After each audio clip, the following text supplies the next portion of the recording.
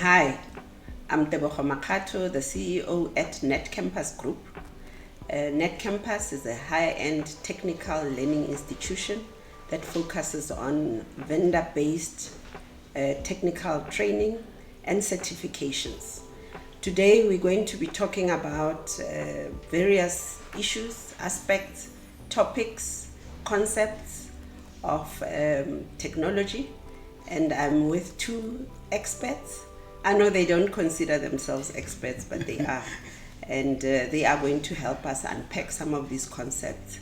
So we're just going to allow conversation to flow, but also just to make sure that we educate, we communicate, and we interact on these various topical issues, especially around cybersecurity and artificial intelligence. So let me allow them to introduce themselves. Please introduce yourself, who you are, and just your experience in this sector, how long you've been here, and what have you been doing all along. No, thank you so much. I think maybe let me first start by saying thanks to you for creating such a platform for the organization. I do certainly believe that we're breaking new ground. I think when they talk about Internet of Things, and I think later on we'll probably talk about augmented roles as well, is that typically we would have needed a broadcast studio for us to be able to put something like this together. Look at the effort we've put in together for us to now be able to have this conversation just through digital inclusivity and digital connectivity. Who am I? So my name is Mpho Mahoka. At Netcampus, I play a role of a technology skilling partner. Really, it's around how do we then drive capacity building to be able to support really skilling, enablement, and adoption within customers. And we do this primarily by aligning with what Microsoft's core focus areas are. A very interesting concept within Microsoft, which is termed the MCAPs. So essentially that speaks to the core areas around how do we then look at cloud modernization, how do we then look at security of things, how do we then look at AI, and I think to a large degree how do we then bring them together for a quality enterprise that is able to generate value to its customers. There is both an internal and an external aspect of what I do. So on the one end, I must make sure that I balance what Microsoft is trying to achieve within the market. But I think internally as well, I need to make sure that we then can build capacity for it. So we're a skilling partner. So, in the bigger scheme of things, we need to make sure that we really have got strong instructors and facilitators that can bring the messages in our classrooms. And I think most importantly, we've got ambassadors that take our products to customers. And they need to also be equipped with the knowledge around how to then position, these latest and greatest in technologies. We're talking AI, Copilot now. How do they then go to customers and start really engaging with them around these specific topics? I have been in the learning and training industry for just over 15 years. And you've always been very young. Thank you for that. I thought that I was on the other side, but it's good to hear that I am still can play certain things within the game. But I think certainly for me, you've been part of my journey. I think you've seen where I'm coming from. It's pity that other people can't see another lady in the room that also played a very crucial role in terms of where I am in my career today. So essentially, I think we're all about how do we then enable customers for them to make sure that they can derive efficiency, productivity, and really these high computing solution spaces within our sector, and which involves the corporate sector, the public sector.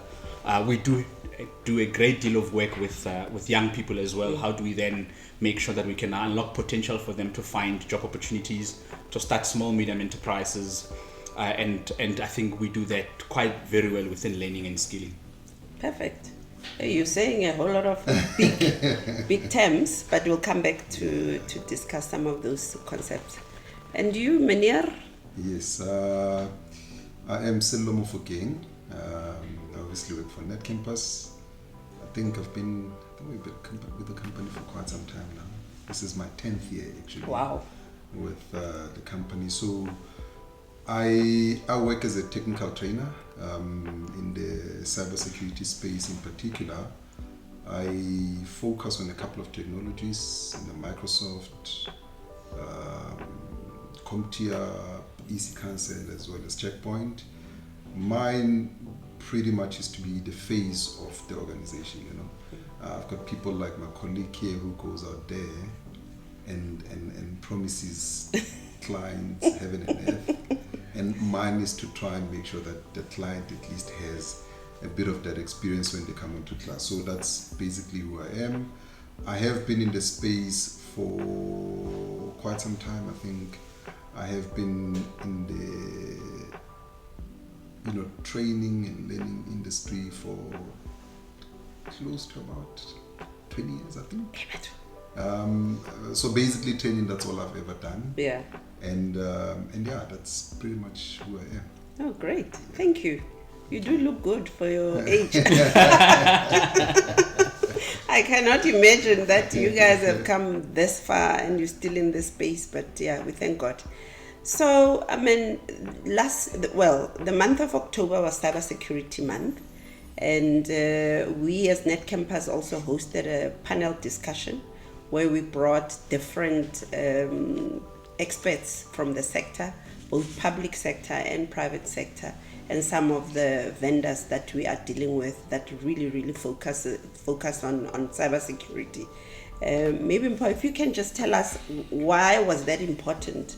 What is it that has made the world and some of the organizations to dedicate October as Cybersecurity Month? What are they seeing, the trends, dynamics, and why must we even bother to be worried about cybersecurity? Yeah, I think that's a very good question. I think maybe let me just answer it maybe in this specific way to say I think data is the currency of today. I think to simply searching the net, you see it creates algorithm that starts to speak around the data that you are pulling a lot from that specific site. So a lot of customers want to make sure that they can do business with organizations that are really showcasing trust and integrity when it comes to how they hold their data.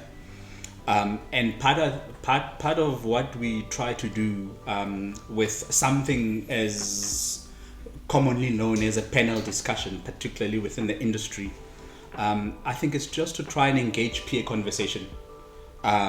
We find that when we've got a number of individuals in a room, there is an opportunity for others to learn from the other scenarios or the other challenges that other industries or other organizations are faced with.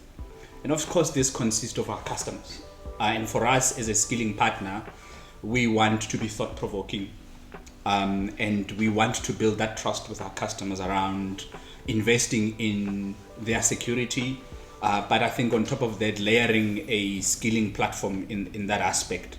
And I think for us, that's one of the aspects. We want to make sure that we can really create trust within our customers and have never necessarily been into our spaces physically. And when they actually see the type of resources, the people behind this machine, I think there is some sort of a smile, there's some sort of believe and trust in what we're trying to do as an organization. And I think that's exactly the essence of what we're trying to do with the panel conversation. But of course, I think we want to be able to support our OEMs, in this case, Microsoft, Checkpoint, CompTIA, EC Cancel, and the others that I'm not mentioning here, really to say this is the guys that we are partnering with. We're not pinpointing you to choose a specific set of a technology, but I think ours is to showcase that in the event you've partnered with any of these from a technology space, how could we then talk around skilling in those specific areas? And I think that it's growing year on year, and we're quite excited about, I think, the number of support we're getting from our customers in that regard. Yeah, no, of course. And I think one of our roles also is just creating awareness. given the increasing number of attacks and issues and whatever that is scary that's going on out there. So Silo, in your life, and we depend on you. You are the expert here. You know what cybersecurity is, and I think you do it across a multiplicity of vendors. Just tell us what's going on. Why are we experiencing so much attacks, and what are these type of attacks? I mean, some are so basic, and some are so complicated. But within that range, what are you seeing? What are the trends? Just tell us about what is common as well. Look, I think for me, the trends are still more or less the same. The only difference is what attackers are now doing is utilize AI to essentially accelerate those trends. So for example, if you look at things like phishing has been there for a very, very long time. What's phishing? Oh, is it? So basically, obviously there's different types of attacks that are out there, but phishing is one of the most common attacks where cyber criminals essentially are utilizing like fraudulent emails, fraudulent text messages, and so on and so forth to try and lure, especially the end users, people that don't necessarily pay attention in a sense of, they obviously are utilizing different applications on a daily basis. But the fact that a lot of companies neglect things like cybersecurity awareness trainings, that's what cyber criminals take advantage of. And they are now utilizing AI to accelerate those type of attacks, whereby they now creating what we call malware-free phishing activities like emails and so on and so forth. So your traditional firewalls that would ordinarily look at the signatures to identify what we refer to as signatures. It's a lot more technical than what I'm explaining at the moment, but we now have to utilize the same AI to analyze things like the behaviors, anomalies and so on and so forth. So you have your phishing, you have your ransomware. I'm sure you've heard of instances where a number of organizations, in particular in this country, have had instances where they were compromised and their data was either stolen or they were locked out of their data and they can't access it. And now the cyber criminals are extorting them, if you want to put it that way. So they want money. That's exactly that. That's exactly that. But that's what I'm saying. The trends are more or less the same. The difference is they're now utilizing AI. It's so for example, what we would traditionally do when we do some of these cybersecurity awareness trainings, would say to people, look at things like spelling. When you're reading some of these emails, the spelling should give it away, the grammar, and so on and so forth. But with the use of artificial intelligence, cyber criminals are able to overcome that a lot more easier because they're able to create coherent emails that would easily be able to fool anybody pretty much. So that's basically what we are seeing out there. It's a big jungle out there. Yeah, it's scary. It's a very crazy. Scary. And do you know, for instance, I mean, I've heard that other countries, and without demonizing any country, but there's this thing that certain regions of the world where these type of activities are happening. I don't know, I've heard of Lithuania, that correct. Eastern side of Europe. Those are the people that do attacks a lot. Is that correct, or it's just a myth? Look, there's a lot of myths out there, right? That majority of the attacks may be launched from specific countries that I would not necessarily mention. But what I want to mention is regardless of where the source is, what we need to do as organizations, as the government, and as the country as a whole, we need to always have protective mechanisms that don't necessarily focus on the source, the origin of the text, but it has to be something that's standard approach. So, for example, if you look at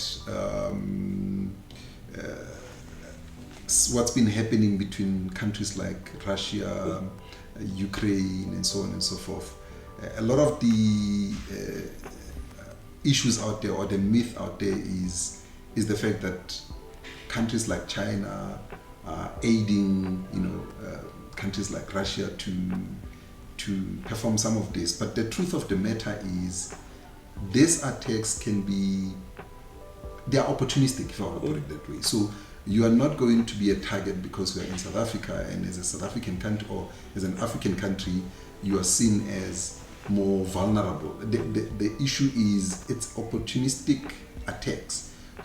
South Africa as a country itself was, I think, I don't know if it was I think it was Interpol, like a couple of years ago, two or 3 years ago, had classified South Africa as the cyber crimes capital of the African continent. Oh my word. So you would think that because we are South Africa, I mean, compared to other first world countries, the Americas of this world, the Europeans of this world, you would think that because they have, a lot more infrastructure than we do, they have a lot more devices that we are connected. Their adoption rate of the technology is much more faster than we. We are relatively there, but you think that as a country, we would not necessarily be somewhere up with the rest.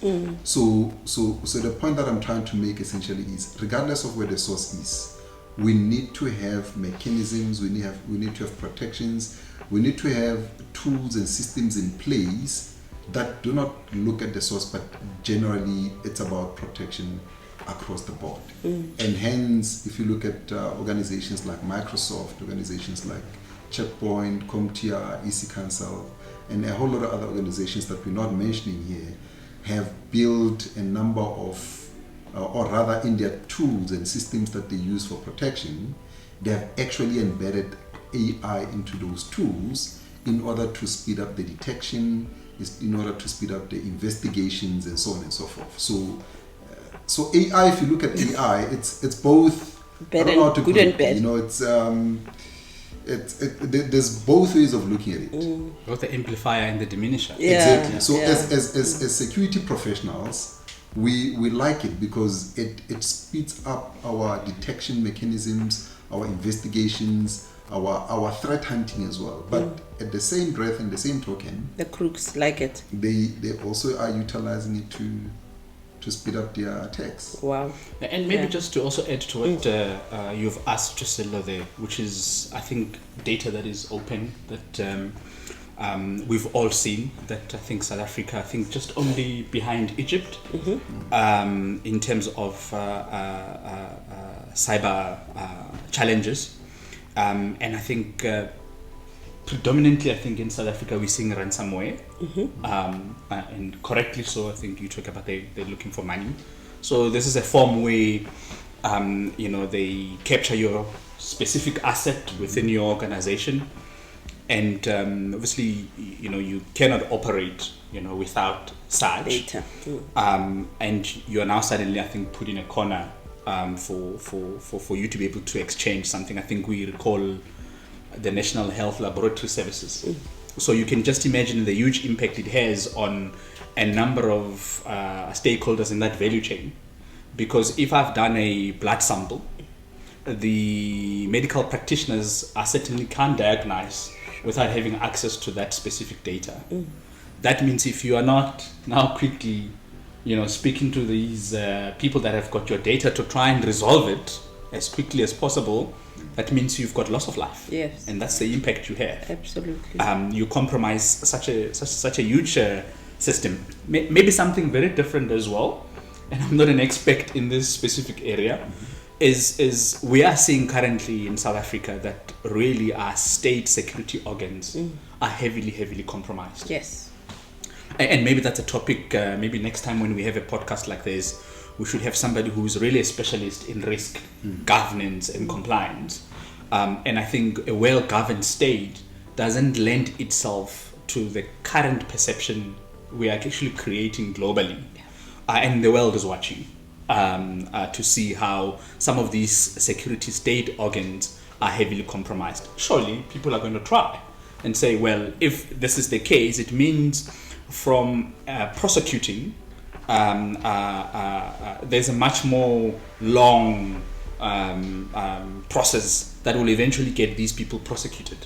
So maybe that's one of the things that people are looking at to say, well, maybe if I go to a different state, the governance methodologies that they are utilizing would eventually lend to them, I think, catching up as quick as possible.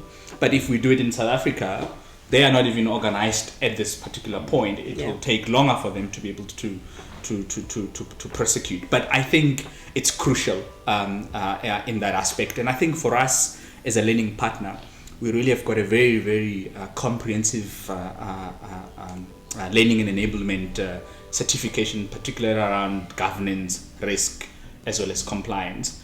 And I would urge really the market to not just only focus on end user type behavioral skills, or as we call it, the industry tend to put a lot of certification effort onto the technical people, and I think bringing all that picture together, maybe at a government level, before we even talk an enterprise level, maybe changes our perception in the global landscape in that aspect. And I think I was just adding to what you were saying there around this topic. No, that's perfect. So, I mean, and you have touched on the it's shocking what we're seeing on the Madlanga Commission, which touches all of us, and also what's happening in Parliament.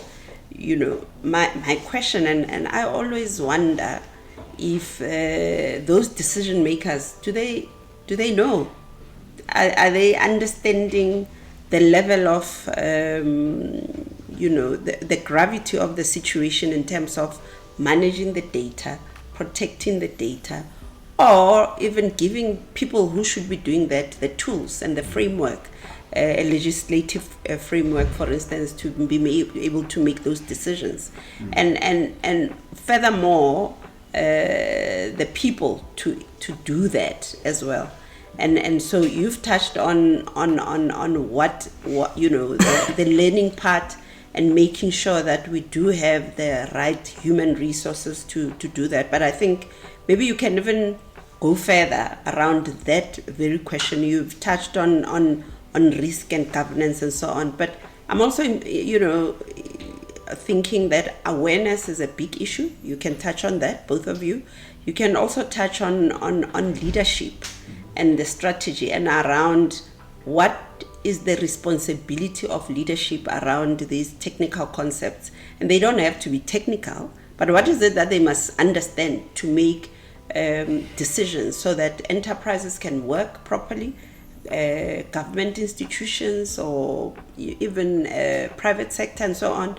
What is your advice to leadership? What is it that they can do?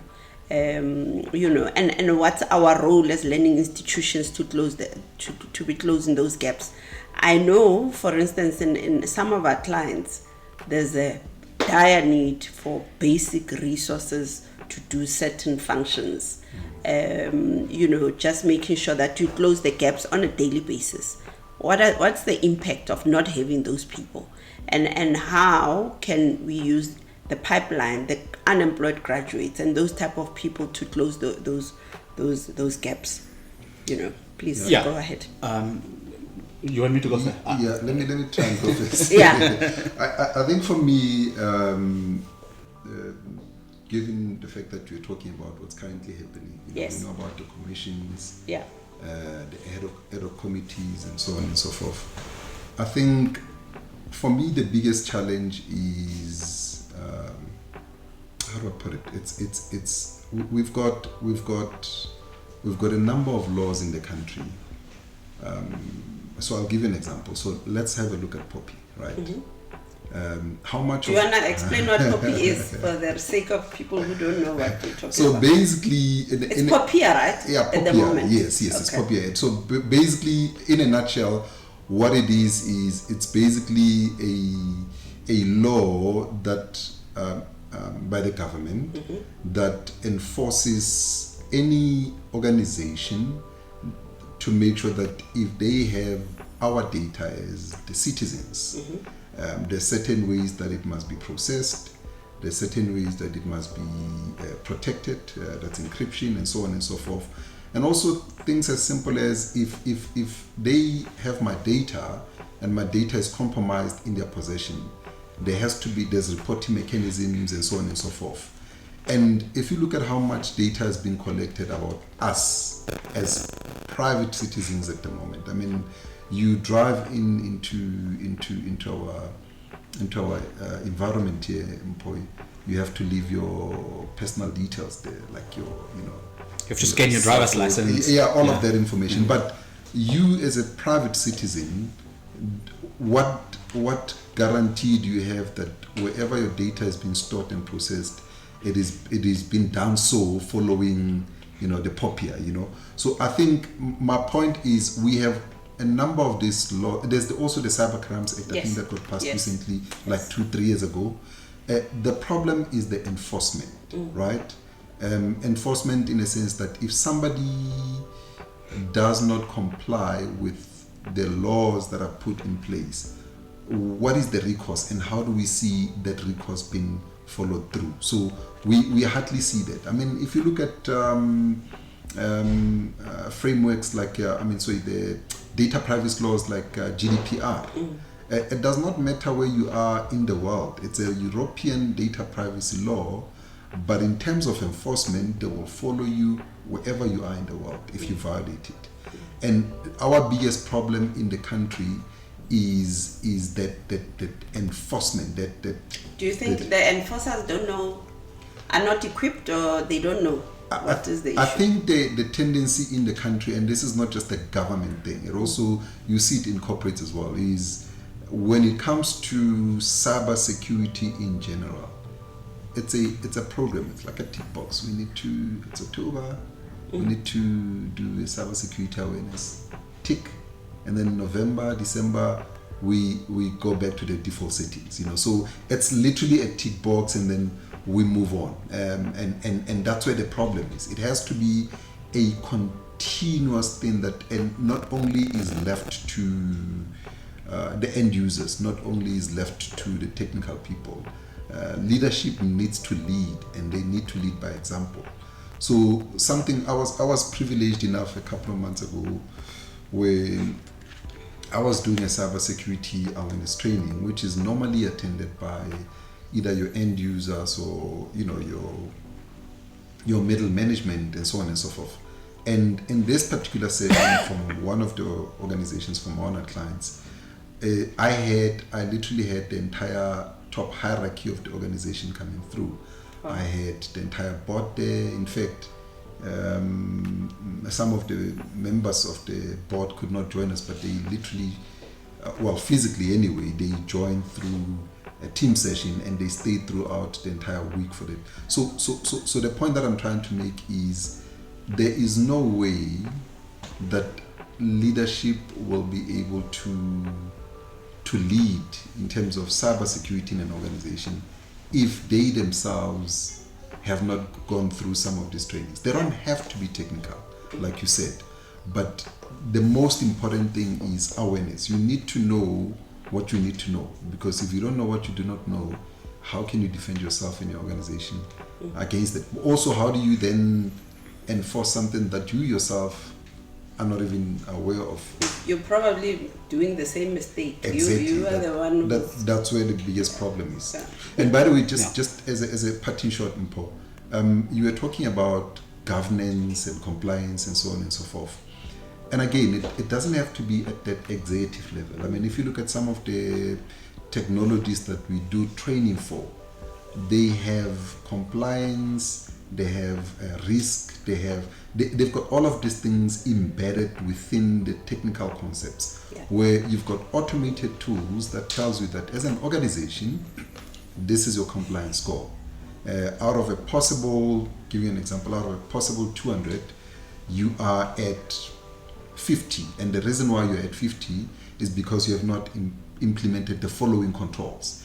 And there's actually automated tools that help you to close those gaps that may be identified by the automated tool. So really there's no excuse. That's my point. There isn't an excuse out there. Yeah, no, yeah. I actually love this because I see two parts to it. Do we have state functions, state organs that don't necessarily have the power to mitigate the risks and the challenges that we are seeing? Yeah. And I think one of the key things, particularly around GDPR, is that there's an integrated way to harness the solution. So you almost will have assessors doing some sort of a risk assessment in your organization. And I think the takeaways from something like that is to be able to say, we deem this as primary. And this has got to be sorted out within this predefined timeline, because it's a big challenge. And then it goes on to say, we think this is secondary, but we'll give you X amount of time to be able to resolve that. But they also play a crucial role of how do we then enable you in terms of education. How do we skill you up so that you're aware of what are the things that we need to comply. And where you speak about leadership, and I think that for me is precisely that leadership. Failure to have done all of these things. These are hefty fines that are coming. We're not talking a 10,000 rand fine. We're talking really things that you'll most probably be fired as a leader in that organization, because you will be held accountable by the shareholders, by the board, and that is just a catastrophe. And people aren't taking chances because they know that there are harsher measures that are put in place in that case. Now, for South Africa specifically, and I was talking to one of the subject matter experts recently around monitoring and evaluating. Are we able to say, I think in the recent time, we are seeing this type of intel from our data? And what are the causes? And what have we done? What type? Because we don't just want to come across as punishing. Have we done a significant amount of work in awareness, as you speak about it, whether be it at leadership or whether be it at the bottom, around helping organizations understand that these are the key security domains? I mean, I can just mention a few. Identity and security management, who has got access to what? Who doesn't have access to what? In the event it fails, where does the responsibility lie with? And I think if the outcomes of some sort of a document suggest that there seems to be a human intervention in most of what we do, let's then figure out a way around how do we then create stronger frameworks to deal with such. But we've got to get to a point where we say, well, we've helped you. We don't think we can help you far more beyond this. And we can prove it as well, to say these are the steps we've taken in this regard to be able to address these things. But maybe to answer your question, and maybe from my perspective, is that in our cybersecurity panel discussions, I think that it was very clear that we shouldn't look at security just as a speciality. It really must be core what we do as an organization. And I think it was a gentleman from the Department of Public Service and Administration to say, do we induct new employees when they come into our organization? And sometimes when you say new employees, we think the CEO coming in is not a new employee. But maybe a Mpo Mahoga who's at a junior level, maybe is a guy that needs to be inducted. But I think he was saying, do we now say in our framework that we want you to take care of these things? We will support you and we will give you the tools. But if your password is compromised, we will have to deal with you in a manner that suggests that we take security serious. Correct. But I think we also had a conversation around how do we then make it continuous? And Silo, you touch on a very good point there to say, is it just an October thing? Or is it something that as an organization we can then say, here is an integrated plan on creating awareness, on making sure that the leaders are also aware, And I think we did have a conversation around this where we said that it does seem that the very same leaders aren't actually getting themselves into learning spaces. And as a result, they are diagnosing strategies where they actually don't really understand where the challenges are. It's just things have broken, and we've got to be able to put together some form of an incident response management tool, and to try and figure out what the issues are. I mean, we know now correct me if I'm wrong, I think it's Vets University, where they had really a hack in their system. Yeah. And I think the key here is how do we then make it integrated? And I think from incident threat detection, how do we then have this elaborative approach to leadership? Yes. Within us as an organization, and I would just say never ever think at any point look down upon certifications. And I know that we talk about you need to gain this certification. They are a way to validate that you have the credentials in the space to be able to about. Yes. But I think let's just not gather certifications for just sake of promotions. Of showcasing that you are a lot more better than others, but I think the skills you've earned, you're not necessarily able to create enablement within the environment. And I would just say, as a takeaway, let's just look at creating some form of security for leaders. If we then look at those leadership sessions, and these leaders can create business cases, I think it lends itself softly to the organization to look at pillars to be able to support investment for stronger securities, stronger skilling development within an organization.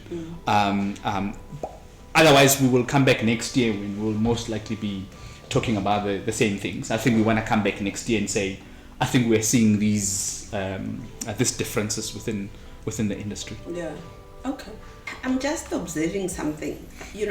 These days, and I'm not sure whether it's AI or it's just people hungry to make money, but I don't know if you are experiencing a lot of calls from people that are wanting to sell you something, especially insurance, car tracker, banking, what. Does it have anything to do with AI? And this data thing, bots are calling us. Yeah, and also when you try to respond, there's a machine on the other side. Yes. Yeah. And so in my mind, I'm like, this is actually so irritating, because 6 a.m. you get this call and you're wondering, in line with this Poppy Act that you're talking about, who is busy distributing our numbers out there? And for me, it's very interesting, and I wonder where it really ends. What is it that they know about you that they can follow up on you and call you so many times? It's just an interesting thing that I'm observing. But you also mentioned something where you mentioned AI, and it sounds to me like AI is highly embedded in cybersecurity, or cybersecurity is embedded in AI, but it's like this because of the data, and there's a lot of fears also around people, especially people that are not in the sector, just the community, society at large, wondering what is this AI, and I know at Netcampus in partnership with Microsoft, a few months ago or a month ago, we rolled out a project for 100,000 South Africans to just expose them to AI fluency, to say what is AI, and it's very important. But nevertheless, we have many millions of South Africans in the country, and most of those people also need to understand what it is. I just want you to demystify it for me and whoever is going to be looking at this podcast, to say, what is AI? How does it affect our lives? I mean, I get it that it's AI, but what does it do? Like, just you know, if you as a trainer, the first slide of AI, what is it when you explain to the basic person AI 900? What is AI? So, you know, if you were to put it in simple words out there to somebody who is not technical, so think of AI as your very reliable, intelligent, I don't know, workmate, classmate, Friend. living mate, friend, and so on and so forth. That's You love your technology. that's in a nutshell, Yeah. basically. And you just mentioned something about getting called at 6 a.m. and so on and so forth. I mean, we used to know that I'm going to get a call at 8 o'clock, you know, or at 9, I'm going to get 5 calls from like human beings, somebody on the other line that speaks probably a different language from you. But this is exactly the point I was talking about earlier on when we started, that cyber criminals are using artificial intelligence to accelerate. The word accelerate means do things at a much more quicker pace than you used to before. And the problem with it, and the fact that you are able to get boards, you know how irritating it is to get that call, drop it, and as you drop it, it literally rings again. Like it's all automated. It's all there's a lot that happens in the back end where they don't necessarily have to have a human being sitting and making the actual call. And it's part and parcel of this world we are living in, where cyber criminals do not have to sit there and manually create attacks and launch those attacks. They can create, I'm sure you've heard of things like the distributed denial of service attack. If you haven't had it, it's where organizations may get hacked or compromised, and once that organization has been compromised, cyber criminals turn the infrastructure, those devices in the organization, into zombies. Wow. And then once they turn those devices into zombies, they go and attack and launch attack at a legitimate target, where when you do investigations, it looks like you as a Netcampus did launch the attack, but your devices were essentially turned into boards, essentially. What is that technology? A zombie.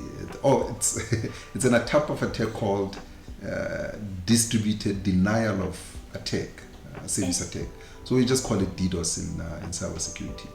Wow. So there's multiple different types of attacks that cyber criminals are able to. The biggest thing at the moment, I mean, I was looking at the CrowdStrike report of 2024, that the biggest thing about AI at the moment is that cyber criminals are launching malware-free attacks.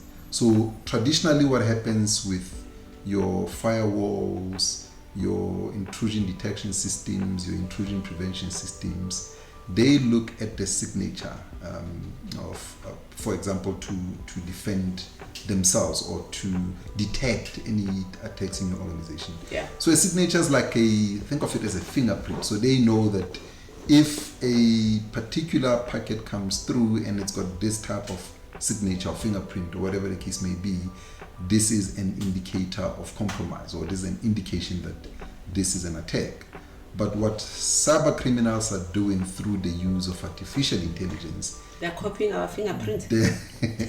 That's why you now need tools and systems, firewalls, for example, that utilizes AI to look at the behavior, to look at anomaly of the type of traffic that's coming into your networks, to be able to detect some of this type of attacks. Yeah. So AI is literally forming a very big part of our lives, especially as cybersecurity experts. The one thing that I also need to mention is, COVID happened, right? And COVID forced organizations to change the way they operate, physically anyway. So we now know that you don't have to be physically in the office. You have to. Monday to Friday. You forget you're speaking to your boss.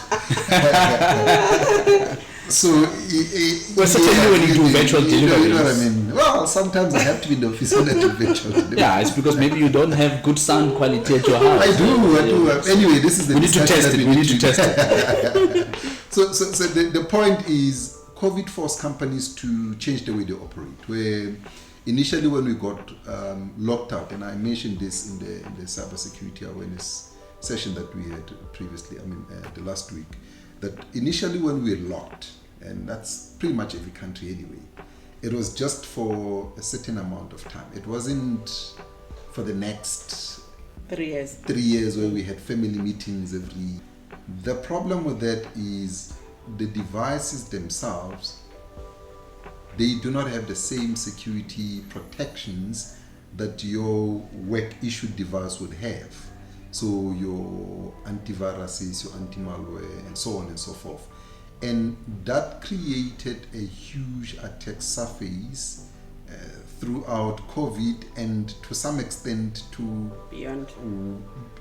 where we are at the moment, whereby we've always believed that when devices are sitting in an organization, so if I have my notebook and I connect to Netcampus, Netcampus has got firewalls, has got multiple protections, and because I'm sitting here physically, it is naturally assumed that I'm protected. Yeah.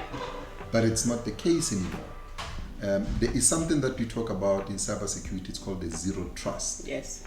So when we talk about a zero trust, we are saying whether the device has been issued by Netcampus or it's your own device, it should not be trusted automatically like it was before COVID. Because before COVID, you bring your device, connect to work, and then that's it. Now what we're saying with the zero trust is we need to always authenticate. So authentication basically means prove your identity, prove who you are. You say you are a Netcampus employee, you want to access this application, authenticate. Give us your username, give us your password. And by the way, those are not enough, not anymore anyway.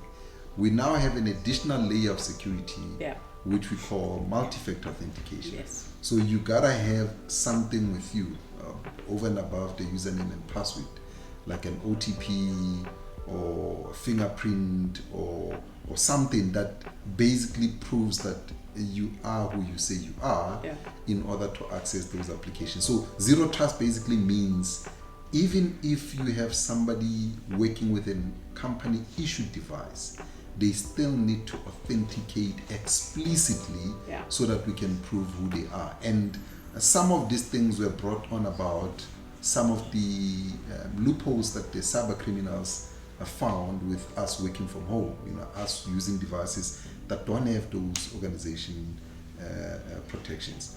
So you can utilize AI to also reduce the workload on your IT support.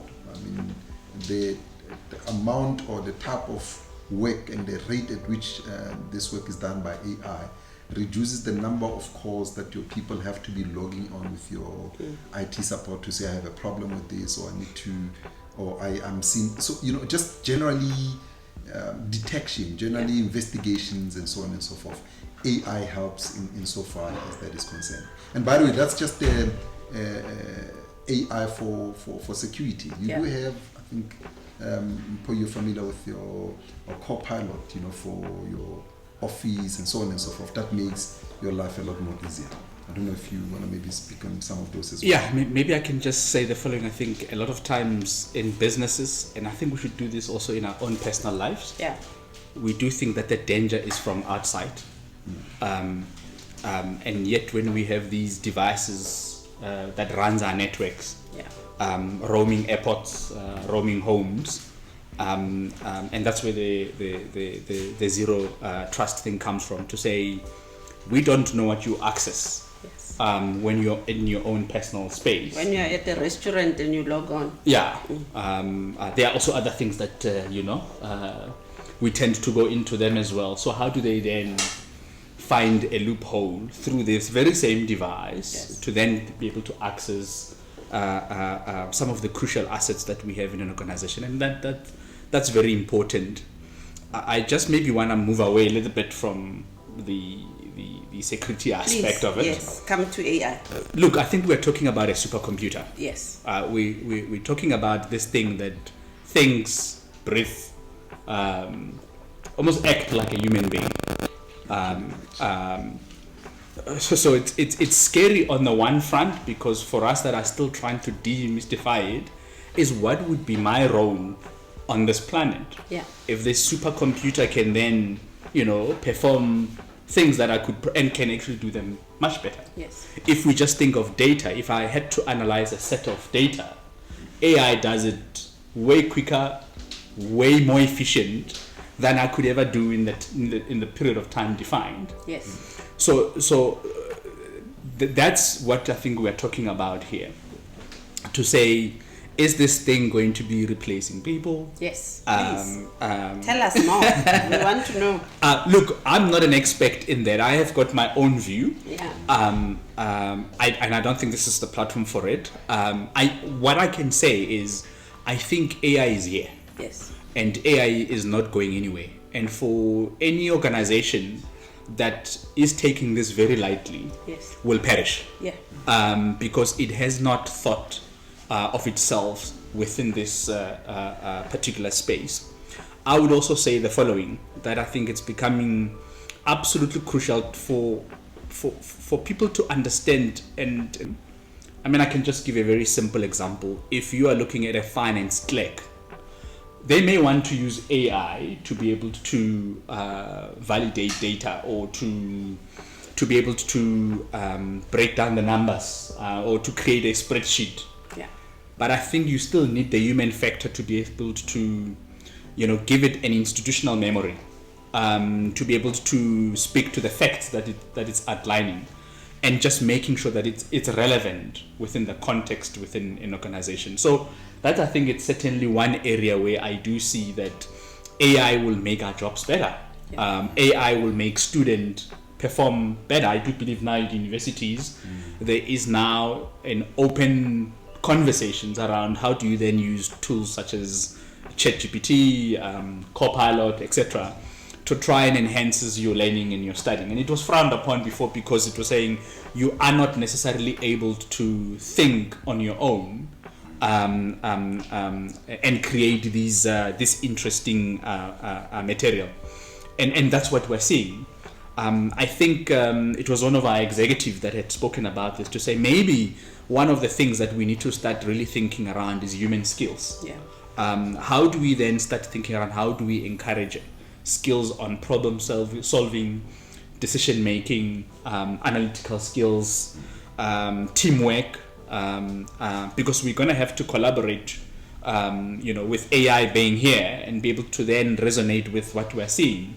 So certainly, I think from my space, I certainly think that it will evolve jobs. Yeah. It will make them look a little bit different. I do certainly think that for organizations that are not willing to embrace AI, I think that a number of things will perish. You would recall when we had the advent of mobile phones, that one specific provider didn't want to move away from their keypad interface to a more digital interface, and it seemed that they had good reasons at the time to say, look, these screens are going to crack, yeah, and people are going to come back, and it's going to cost us a lot more. And we now know today that people are no longer playing the snake game anymore, and they have moved along from there, because all of us, we used to have a snake game, and they thought, no, we got some cool things there, people are not going to move away from these things. Yeah. But I mean, I don't need a photographer now to come and take a picture. I can just do it, and I can adjust it myself, etc. So I think certainly that is what we're seeing in that space. For us, I think in the learning space, I think we're moving more and more where our instructors are becoming mentors. Yes. Are creating really enablement for our customers. Yeah. Because if you're thinking of content that you find in Azure Cloud Fundamentals, there's a lot of content that exists, I think, on the net, created by AI in many forms, and people can just go onto that space and learn about AI. But what is now the role of our instructor? Yes. And we want them now to come in to be able to shape that conversation, to mentor those students, and that's what we want to do.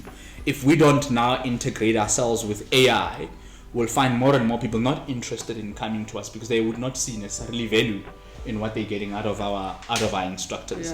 So I hope that in a nutshell I have given us an essence of where it's going. In some cases I think that organizations are saying, well, if 2 computers can do the job of 10,000 people, maybe let me start thinking around downsizing, etc. But I think it's imperative that then we learn around what is our job roles, what is it that we do, and start to build cases around this is where we see AI in our own spaces. Is your job also going to be augmented, look different from what it is today, and it's going to create a new opportunity into a different space? I think maybe that's also a key element to think about. I think when we started the conversation today, I spoke about, we've got podcasters today. I think you are one podcaster as well. Oh, I am. That you started. And what has created podcasters? It's Internet of Things. Yes. And it has augmented something that was a little bit difficult to access in terms of sharing ideas and thoughts, and limited to a specific mainstream, and has made it available. And we know some of the media podcasts are irresponsible, etc. But essentially, people have got careers outside of this now, and we can see there's gentlemen looking at us now because if we didn't have this platform, they also won't have a business opportunity as well. So it certainly is upon us as well to investigate, study, and be able to say, how do we then align ourselves? If your role is certainly not going to remain the same, I would assume if you are at Netcampus and you are doing booking confirmations, right? We're thinking AI would want to automate what we normally refer to as repetitive tasks. And make it much easier. It also eliminates errors and mistakes. And I do see that AI certainly will play a significant role in how it automates our bookings and our confirmations, etc.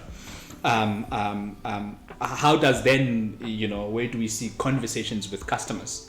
And I think what we're doing here today is essentially positioning Netcampus in a mainstream way. Necessarily in the past, people would not necessarily come to listen to something like this, but now we are presenting ourselves as industry leaders. We talk about the panel discussions that we've hosted, and I think that buys into the industry in terms of how do we then tap into Netcampus capacity for learning, for mentorship, etc. No, definitely.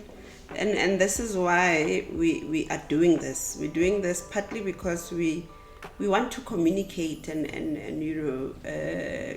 take messages across to people who might not necessarily have the opportunity to sit down with you and ask you, and get guidance. But when you have a platform and you can speak to a bigger audience, and also demystify some of these things, we do it exactly because of that. Technology moves at a very fast pace. And I think for us who are at the forefront of consuming and educating, we do have a responsibility to communicate and demystify some of those concepts. So I think that's why we're doing it. We're doing it to also communicate what it is that we actually do. How can we assist clients to deal with some of these big challenges that are facing us and that will continue to face us, but we also want to say, should there be something that they are interested in or that triggers something in their minds, we are here and we can have a bigger conversation. We can do skilling plans for their people. We can see how we close the gaps in terms of a pipeline of learned and certified interns that we have to close those gaps, and so on and so on. So, as a parting shot, and we are about to wrap up this discussion, I was looking at some stats here, and I see huge number of companies. I see 15 companies here that are international that are, reducing staff. For instance, Microsoft in the last period, they retrenched 7,000 employees. across the world. Nestle retrenched 16,000, Intel retrenched 24,000, Amazon up to 30,000, and so on and so on. The list is endless, and it does scare one a bit. But if you are saying it is to enhance the roles and not to eliminate jobs, I'm hopeful, but I think we must still have a strategy. And so as you close, I'd like you to touch on what it is that we can do, especially because we also do huge youth development programs, and making sure that we produce certified, highly qualified young people who are unemployed graduates from universities and those type of institutions. We're adding the certifications to make sure that they are employable. So with this type of pipeline, how would it help employers, but also how does it help the young people themselves if they pick up these certifications to make sure that they are relevant for the job market? And as you explain that, you can also just close with your closing remarks to say, what has been your experience around this type of engagement? Do you feel it's useful? Does it have its place in the organizations going forward, and how we engage our clients? Because this is exactly why we're doing it, and maybe start to wrap up. Let's start with Silo. Yeah, I think for me, in terms of especially the youth out there, the type of certifications that we offer, yes, there are certifications, they are known worldwide, and there's probably a number of probably competitors that do what we do, but what stands us above the rest in terms of what we offer is we don't only offer the theory. We don't just sit there and just do slides for you. We have partnered with a number of leading providers that enables us to give you, or to give and both our corporate delegates as well as the youth out there, access to the actual environment where whatever we teach, whatever we